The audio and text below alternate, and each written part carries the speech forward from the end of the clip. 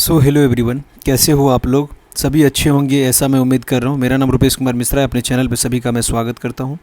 ध्यान दीजिएगा, सेमेस्टर 2 में जितने भी बच्चे हैं सेशन 24 से 28, यहाँ पर उनके लिए मैं केमिस्ट्री का जो है एमजेसी पेपर का इम्पॉर्टेंट क्वेश्चन लेके आया हूँ। जिस भी यूनिवर्सिटी में परीक्षा हो गया है तो कोई बात नहीं, जिसका बाकी है वो सभी बच्चे सारा क्वेश्चन तैयार कर लेंगे जो मैं यहाँ से आपको बताऊँगा। केमिस्ट्री का इम्पॉर्टेंट क्वेश्चन है ये। अगर ये पूरा आप तैयार कर लोगे तो आपको अपने पेपर में 80% मार्क देखने को मिल जाएगा आराम से। पूरा का पूरा क्वेश्चन यहीं से आपका प्रिंट हो जाएगा, ये मैं गारंटी के साथ आपको बोल रहा हूँ। बस आपको पूरा क्वेश्चन को नोट करके उसका आंसर तैयार कर लेना है। वीडियो को अधिक से अधिक शेयर कर दीजिएगा और अगर आप पहली बार चैनल पे जुड़ रहे हो तो सब्सक्राइब करके रखिए ताकि आपको सबसे पहले नोटिफिकेशन और अपडेट मिल जाए। और इस तरह का बेहतर कंटेंट भी टेलीग्राम चैनल को ज्वाइन कर लेना, वहाँ पे आपको पीडीएफ और नोट्स मटेरियल भेजा जाता है। लिंक डिस्क्रिप्शन बॉक्स में है टेलीग्राम का और व्हाट्सएप चैनल का। आइए स्टार्ट करते हैं। और सबसे पहला जो टॉपिक है वो है गैसियस स्टेट से, जिसके अंदर हम लोग शॉर्ट क्वेश्चन देखेंगे यानी कि 5 मार्क वाला, फिर उसी का लॉन्ग क्वेश्चन भी देखेंगे। Define the kinetic molecular model of a gas, सबसे पहला क्वेश्चन शॉर्ट में आपको तैयार करना पड़ेगा। मैं पूरे सिलेबस से आपको लेके चल रहा हूँ ताकि कहीं से कुछ मिस ना हो। Maxwell distribution of molecular velocities, RMS velocity जिसको रूट मीन स्क्वायर वेलोसिटी बोलते हो, law of equipartition of energy. देखो, इसको समझने के लिए आपको क्या करना पड़ेगा, डिग्री ऑफ फ्रीडम पढ़ना पड़ेगा। और डिग्री ऑफ फ्रीडम होता है, degree of freedom for a dynamic system is the number of direction in which it can move freely or the number of coordinates required to describe completely the position and configuration of the system।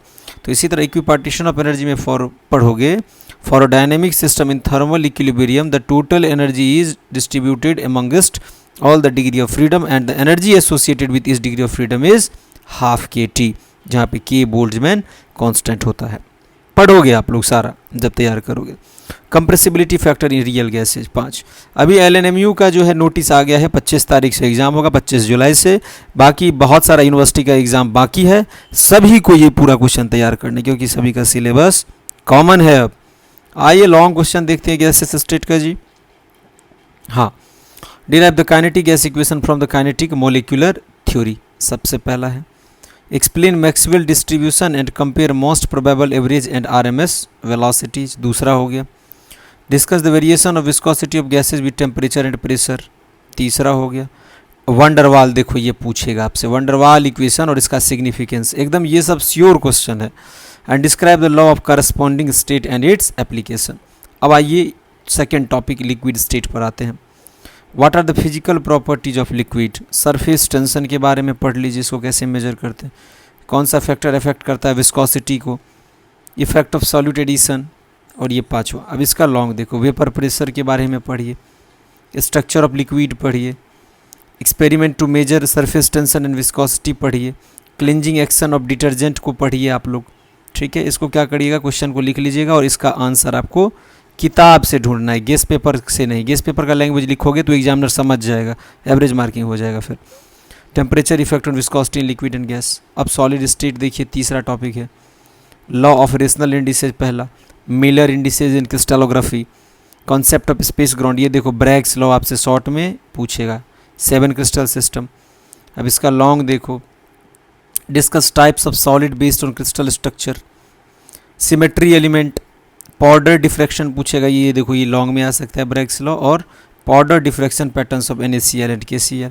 Ionic equilibrium का देखो, ionization constant क्या है, ये pH and pOH क्या है, common ion effect क्या है, buffer solution क्या है, और सॉल्युबिलिटी प्रोडक्ट क्या है। अब लॉन्ग में देखो भाई, discuss ionization of weak acids with bases and with constants, ये वाला देख रहे हो, सेकेंड वाला इंपॉर्टेंट है, ये पूछेगा आपको। हेंडरसन हसल-बल्च इक्वेशन विथ एप्लीकेशन, देखो अंडरलाइन कर रहा हूँ तो इसको आप मोस्ट इंपॉर्टेंट क्वेश्चन मान के चलो, पूछेगा ही पूछेगा। Hydrolysis constant for salts, titration curves and indicators, and last is discuss solubility product principle and precipitation. देखो इसमें ये वाला बहुत इंपॉर्टेंट है, इसको मत छोड़ना, इधर 1-2 छोड़ दोगे चलेगा, ये मत छोड़ना। फिर लॉन्ग में देखो ये वाला जो है ना ब्रैग्स लॉ, ये पढ़ोगे तो शॉर्ट में भी काम आ जाएगा, पाउडर डिफ्रैक्शन भी पूछेगा आपसे।